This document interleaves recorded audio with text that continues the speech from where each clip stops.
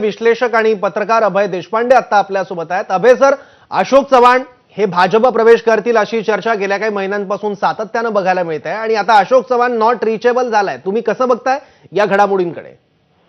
निश्चितपणे त्याला अजून दुजोरा मिळाला नसला तरी ही चर्चा मात्र गेल्या काही महिन्यापासून सातत्याने सुरू आहे।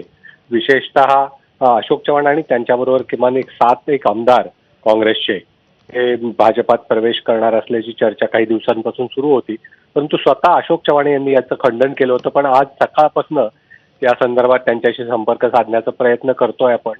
त्यांचे आणि त्यांच्या स्वीय सहाय्यकांचे सगळ्यांचेच फोन बंद येत आहेत आणि निश्चितपणे या चर्चेला त्यामुळे स्वाभाविकच एक नव्याने जोर आलेला आहे।